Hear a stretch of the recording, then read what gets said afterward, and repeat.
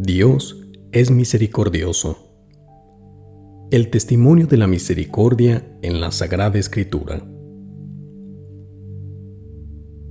Santo Tomás de Aquino hizo una afirmación lapidaria en la Suma Teológica, la obra más famosa de la teología medieval.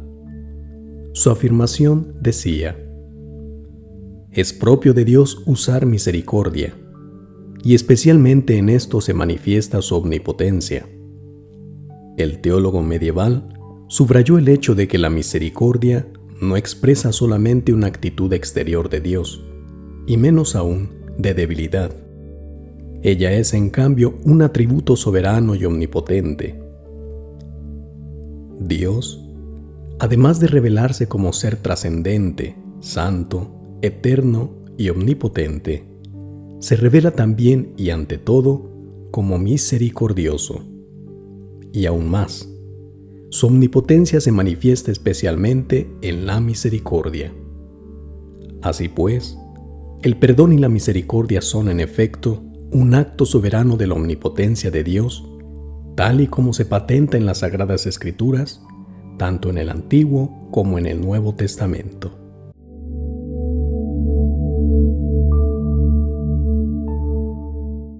La misericordia de Dios en el Antiguo Testamento.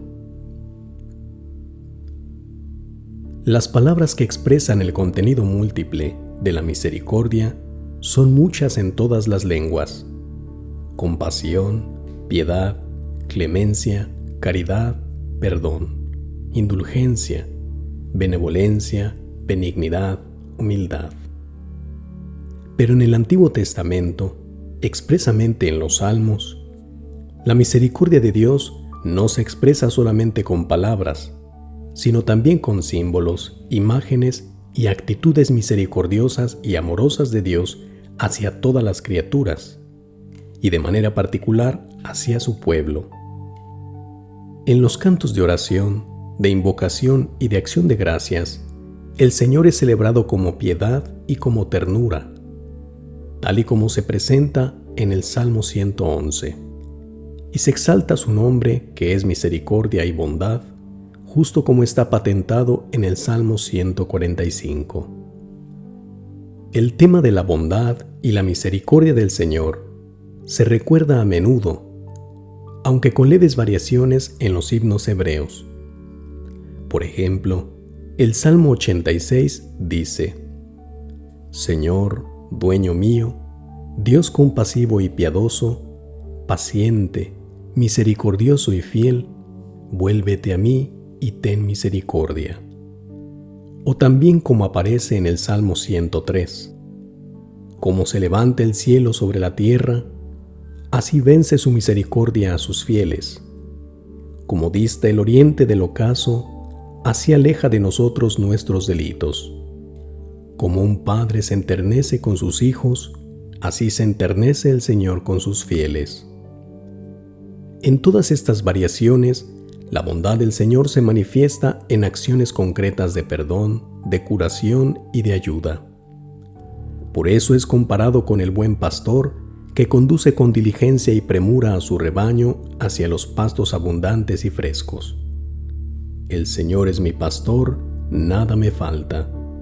En verdes praderas me hace recostar, me conduce hacia fuentes tranquilas y repara mis fuerzas. Dice el Salmo 23.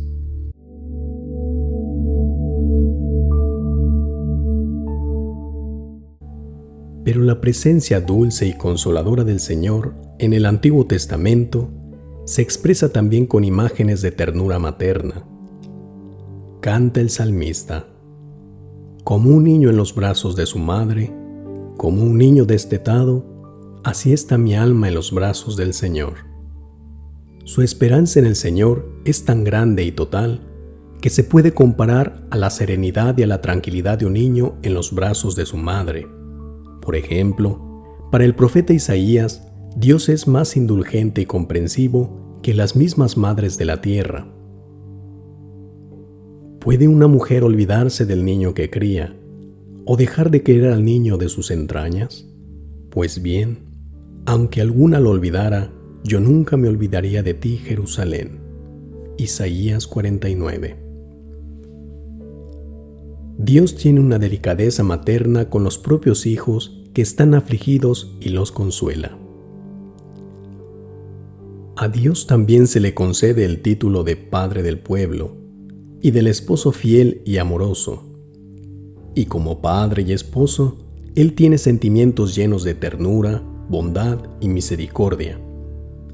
Pero el título de Padre atribuido a Dios es un enérgico llamado a la bondad, al mismo tiempo paterno y materno, que Dios como creador y providente demuestra al pueblo en caso de necesidad.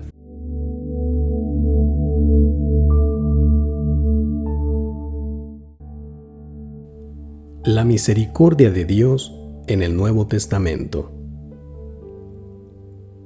Si el Antiguo Testamento expresa la misericordia divina con una multiplicidad de palabras, actitudes y semejanzas, el Nuevo Testamento concentra la manifestación de la misericordia de Dios en la persona y en la obra de Jesucristo. Dice la carta a los Hebreos en su capítulo 1: en diversas ocasiones y bajo diferentes formas, Dios habló a nuestros padres por medio de los profetas, hasta que, en estos días, que son los últimos, nos habló a nosotros por medio de su Hijo. Jesucristo, el Hijo unigénito que está en el seno del Padre, imagen visible del Dios invisible, es en su persona, en sus palabras, en sus acciones, en sus actitudes, el rostro misericordioso del Padre rico en misericordia. Toda su vida, desde su nacimiento hasta la resurrección, es la narración más completa de la misericordia de Dios, que es Trinidad. Por eso le debemos acoger a ciegos, sordos, paralíticos, pecadores, pobres, niños, mujeres, extranjeros, endemoniados, leprosos, enemigos.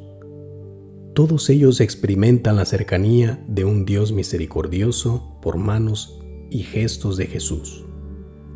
Vivísimas son también las parábolas de la misericordia narradas por Jesús para anunciar la bondad divina.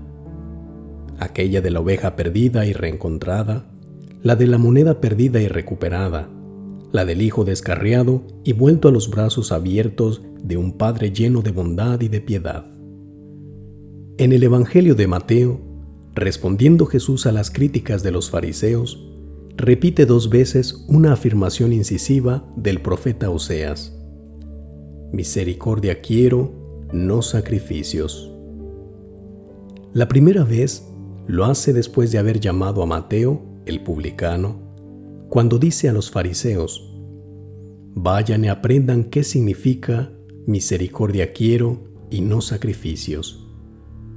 La segunda vez lo hace al responder a los fariseos que criticaban a los discípulos por haber cosechado las espigas en día sábado para quitarse el hambre. Él les repite: si ustedes hubieran comprendido qué cosa significa misericordia quiero y no sacrificios, no habrían condenado a ninguna persona inocente. Pero más allá del mensaje de Jesús, el misterio pascual de su muerte y resurrección es el vértice de la revelación de la misericordia divina.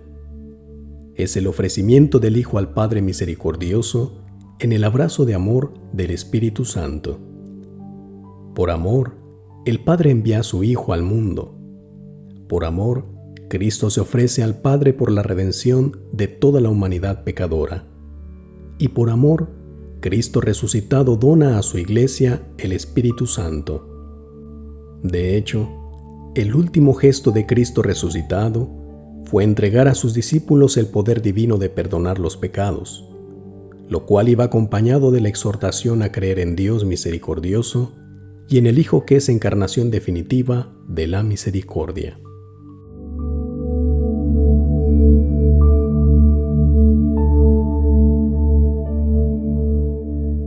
La vocación del cristiano es una llamada a la misericordia. Toda la existencia de Jesús, Hijo de Dios encarnado, está tan llena de bondad y de misericordia. Por eso es que San Juan, el testigo verdadero, define a Dios con una sola palabra, ágape, que significa amor, caridad. Con esto se lleva a cumplimiento la revelación del nombre de Dios en el Antiguo Testamento. Dios es aquel que es piadoso y misericordioso.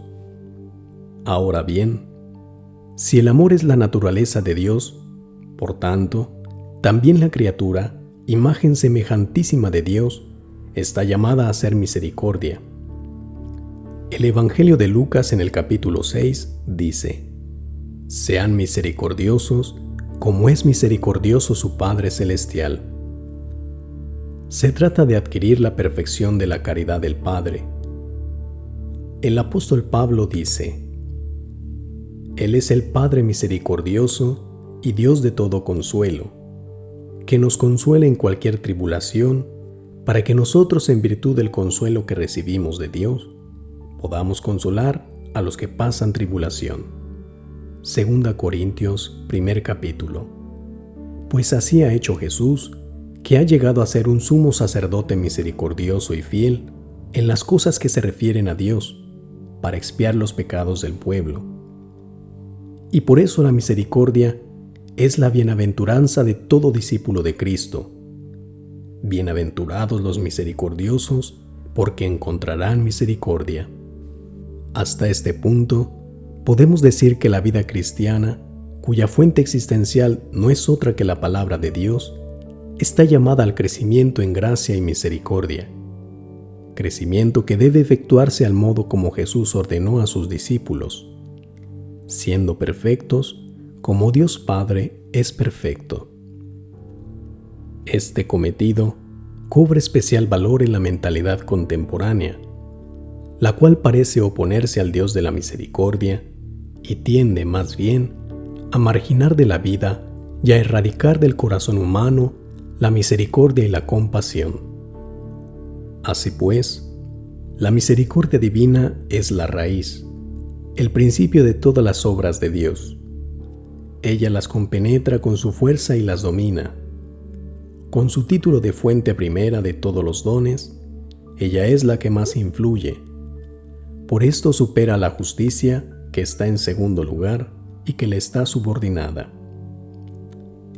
La obra decisiva del Padre es la misericordia. En ella se encierra el misterio de amor que lleva hasta el perdón y nos llama a todos a una nueva existencia, la de verdaderos hijos de Dios.